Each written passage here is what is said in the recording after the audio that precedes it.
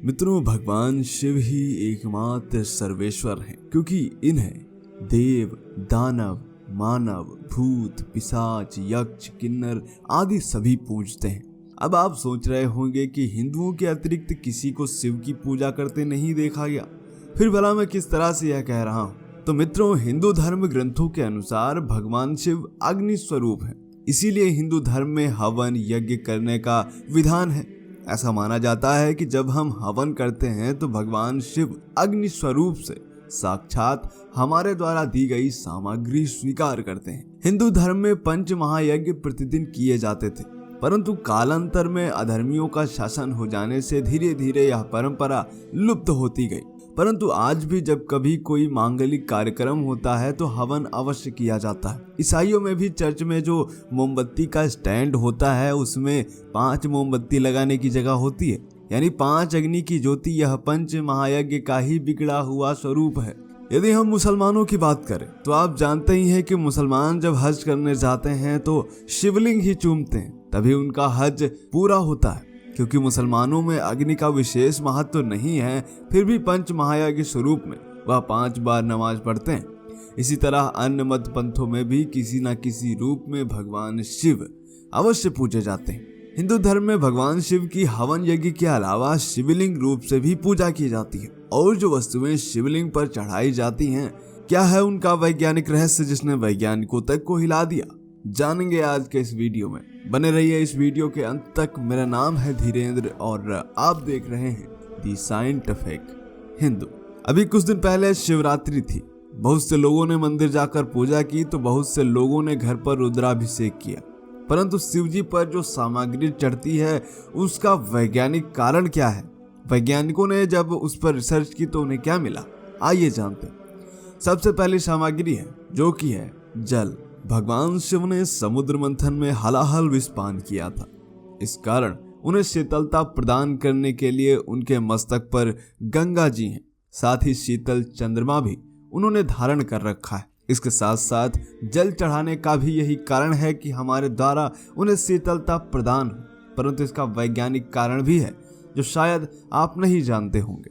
वैज्ञानिकों की एक अमेरिकी एजेंसी द्वारा किए गए शोध से यह पता चला है कि जितने भी ज्योतिर्लिंग हैं उनमें सबसे ज्यादा रेडिएशन पाया जाता है। प्रत्येक ज्योतिर्लिंग एक न्यूक्लियर रिएक्टर्स की तरह रेडियो एक्टिव एनर्जी से परिपूर्ण होता है। यही कारण है कि इस प्रलयंकारी ऊर्जा को शांत करने के लिए शिवलिंगों पर निरंतर जल चढ़ाया जाता है, क्योंकि शिवलिंग पर चढ़ा पानी भी रिएक्टिव हो जाता है।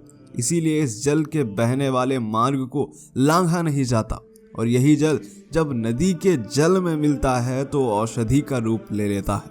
दूसरी सामग्री है और वह है दूध। मित्रों, दूध को सबसे पौष्टिक आहार व शीतल गुण वाला माना जाता है।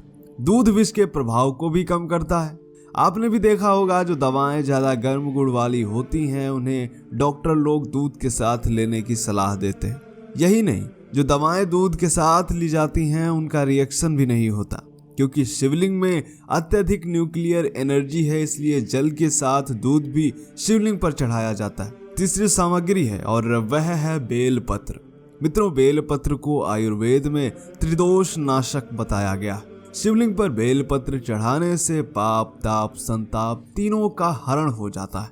बेलपत्र विष शोधक है।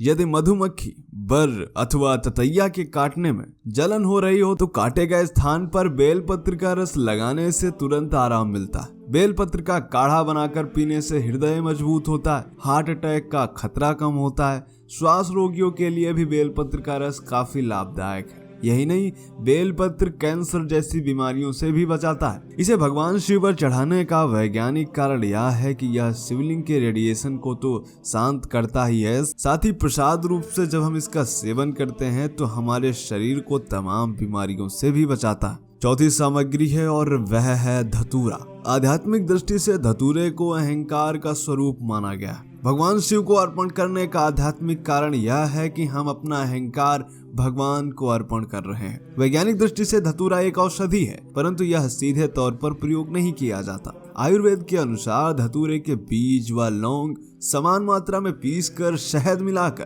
काली मिर्च बराबर छोटी छोटी गोलियां बनाकर रोज एक गोली लेने से शारीरिक क्षमता बढ़ती है। साथ ही जोड़ों के दर्द व सूजन में धतूरे की पत्तियों को पीसकर लेप करने से लाभ मिलता है। आते हैं 5वें नंबर पर। शिव जी पर शहद, कनेर के फूल, मदार के फूल, शमी पत्र, भांग आदि वस्तुएं चढ़ाई जाती हैं, जिनका सीधा संबंध वैज्ञानिक दृष्टि से तो है ही, साथ ही आध्यात्मिक कारण भी है। हिंदू धर्म में कोई भी ऐसी पूजा नहीं की जाती जिसके कोई वैज्ञानिक कारण न हो। यदि अधर्मी हिंदू धर्म पर सवाल उठाते हैं तो बात समझ में आती है, परंतु मुझे आश्चर्य होता है कि जब कुछ पढ़े लिखे हिंदू ही भगवान शिव पर चढ़ाई जाने वाली वस्तुओं को लेकर सवाल खड़े करते हैं, तो उनके लिए मैं इतना ही कहना चाहूंगा कि जो भगवान शिव उस हलाहल विष को पी गए जो संपूर्ण सृष्टि को खत्म करने की ताकत रखता था और विष पीकर भी वह अमर है, तो भला उन्हें गांजा या भांग धतूरा का नशा कितना चढ़ेगा, सोचिएगा जरूर। भगवान शिव पर चढ़ाई जाने वाली सभी वस्तुएं एक औषधि है। यह बात दुनिया के तमाम वैज्ञानिक भी साबित कर चुके हैं।